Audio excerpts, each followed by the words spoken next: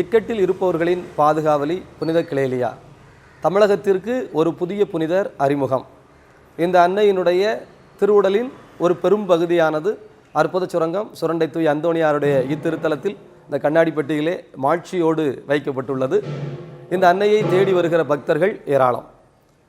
அவர்களுக்கு நாங்கள் இங்கேயே நவநாள் புத்தகம், அவர்களை பற்றிய வாழ்க்கை வரலாறு புத்தகம் இலவசமாக கொடுக்கின்றோம்.